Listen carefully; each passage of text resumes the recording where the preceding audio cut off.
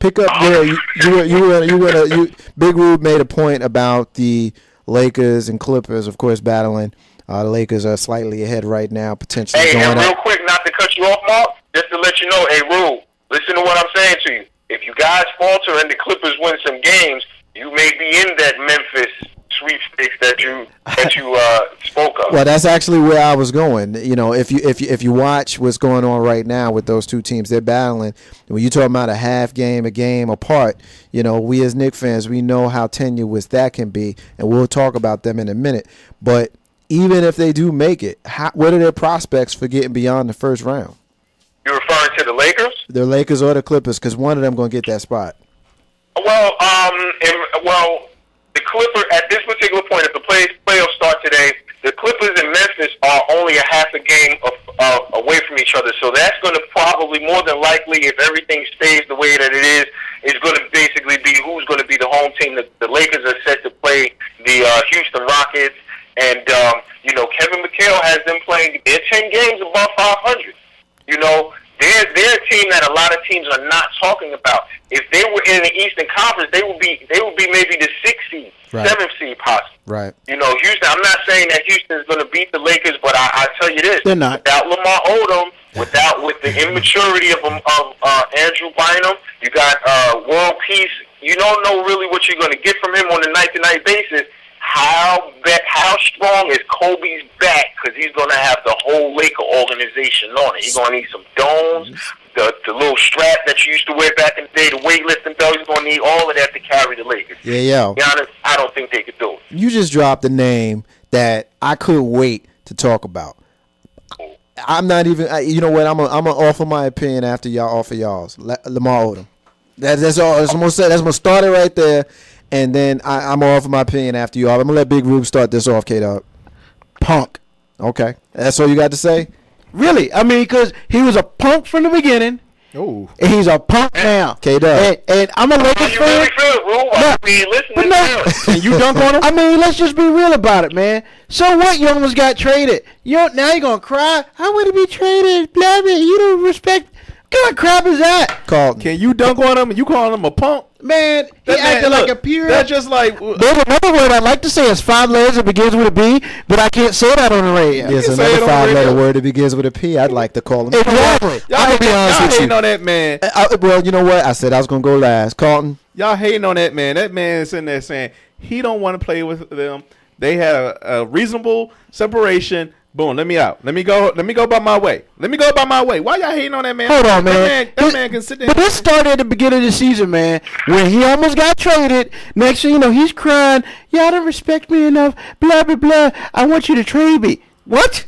Fine. We trade the little punk. And then, how many games you play with them? How many times you score double figures? I can't live here. Blah, blah, blah. You know, you acting like you're a rookie just coming out of college. Or maybe even high school. He's a prima donna. And it really upsets me to even see that as a Lakers fan. And I was a fan of Lamar Odom. But I can't deal with that. K-Dub, give me your thoughts on Lamar Odom real quick. all right, like this. They say that basically because of some family issues or what have you. That's why he had to leave the team. I think personally, man, he's still a man. Forget all the professional. He a sensitive dude, man. And I'm not really feeling the fact that you're 30+ years old. And you know, a lot of players get traded to places that they don't want to play. Man, just play it out, dog. You know what I'm saying? You still getting paid on the 1st and the 15th. That's how I feel. I'm saying that from the perspective, like, you know, Dallas tried to give you an opportunity, and you kind of went into a shell, man. I mean, you're not going to get everything. Yo, come on. I'm not feeling it. I'm gonna put it to you. I'm gonna put it to you plain. That's from my personal view, man. He kind of. I'm not going at him, calling him a punk or nothing like that. But he's a sensitive dude, man. He's too sensitive. And listen, man, come on. I'm gonna put it to you like this. I'm gonna say it real quick. Everything that Big Rube said, I agree with him, and it's rare that he and I agree. But I mean, it's a business, and all this dude has done since he got in the league is cry about the team he's on. Whether it was when he started out in Miami, he had a reason. You know, when he got traded to the Lakers. I mean, there's always something with this dude. And I'm about tired of it, for real. I mean, okay, He just gets his money from Dallas. They let him walk. He's probably going to pop back up in L.A., whether it be in the red locker room or the purple locker room. More than likely the purple locker room. And he gets his way. And it's okay for players to get their way. I don't have a problem so much with LeBron did and what Bosh did and players like them because that's what they do. They did it the right way. They did it fairly. We may not have liked it at the time, but they did it the fair way. All of this crying about, my heart is in L.A. You're killing me with that. Zip your pass up, son. Yeah, zip them up. You know what I mean? And Y'all hating on that, man. Yeah, we not hating on it. We speak it as men. I had this conversation with a lady yesterday who I respect, and her position, Dub. You know what her position was on this was? Poor baby. That's what she said. Poor baby. You know what? I had this conversation. She said, "Poor baby." Talking about Lamar Odom. Poor baby. I think I know who you're talking about, but continue. Yeah, poor baby. So anyway, we're gonna move on real quick. We're moving into the 8 o'clock hour, which we normally do is the entertainment and socially conscious hour. We got a late start today on 8.5 Step with Marcus J. Phone number to call us up is 804-447-0601. We're going to give this NBA segment just another quick few minutes, and then we're going to take a quick break, and then we're going to move on. I want to ask you, K-Dub, about the New York Knicks and what's going on with them. New York Knicks are looking real good. They're in the 7th position. Mathematically, they could catch Boston. Boston is 10.5 games out of first. The Knicks are 13.5 out of first. The Knicks took over the 7th position from Philadelphia, who's sliding down a slide like some mud is on it. They could slide themselves out of the playoffs if they don't get their act together. We all saw or heard about the game on Sunday against Chicago. The rematch is tonight at 9:30. The Knicks are definitely on the rise, man. Being a Giants fan, I'm gonna make this statement. You can take it or leave it. But they could follow the same path of the New York Giants, whereas you're being one of the hotter teams going into the playoffs and understand that all you need is a chance and that anything can happen. The Knicks could wind up playing Chicago. They could wind up playing Miami, in any one of those scenarios. Right now, they're set up to play Miami, but you never know with Miami and Chicago. By the time the season ends, the Knicks could possibly be matched up with Chicago. Personally, they could beat the Miami Heat. They could beat the Chicago Bulls. We have to see. But just, also what I want to make a statement about is that Amari Stoudemire, granted, whatever you can get from him going forward, you're going to take that. Jeremy Lin, people need to poise themselves on Jeremy Lin. Before Christmas, you never even knew that dude was on the team. So, looking at the team that they got right now and how they gelling together, and listen, they can get it. They can make it happen. That's my own personal opinion. Before I get into the game of the week, I want to say this. It's glad I finally got to saw Carmelo Anthony be a leader for once on Sunday, because he put him on his back and he did what he was supposed to do while he's getting $20 million. He did it. He finally did it, and I applaud him for it. But the big thing is, other than tonight's showdown, K-Dub, games of the week. Games of the week. Like I said, right now you got Boston playing Miami. Boston is up 8 points. Chicago and New York in Chicago at 9:30 tonight. Wednesday you got Boston and Atlanta.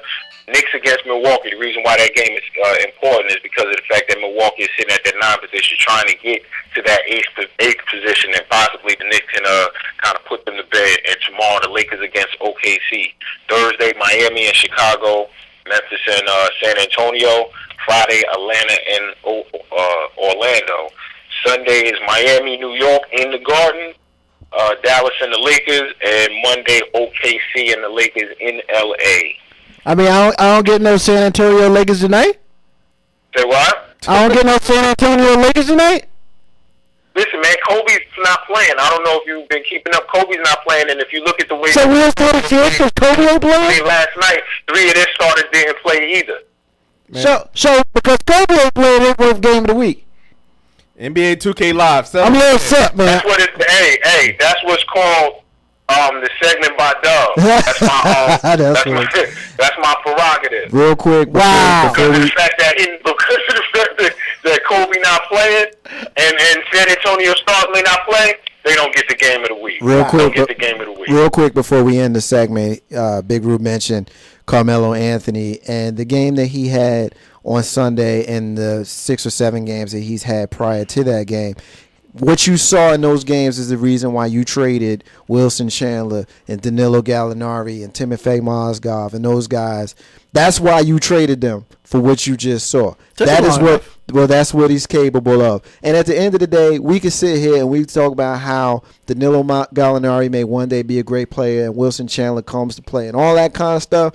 But unless you got a bona fide star on your team, a scoring star on your team, hey, you're not doing nothing. Look at San Antonio with Tim Duncan. Look at the Bulls with Jordan and Pippen. Look at the Bulls now with Derrick Rose. Look at the Lakers with Kobe. Look at Miami with LeBron and Wade. That's what Carmelo is for the New York Knicks. And not one person they traded away to get him can bring to the team where he has brought. We're going to leave it there. Dub, we appreciate your contribution as we do every single week. We're going to leave it there. We're going to get with you next week, brother man. All right, man. Y'all be easy. Man. Be easy. Peace. Ain't no half stepping with Marcus J. We're going to go ahead and get into a break.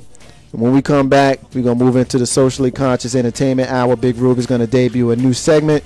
And your man Marcus J is going to profile a missing and or exploited child. Ain't no half stepping. Marcus J. Be back in a minute.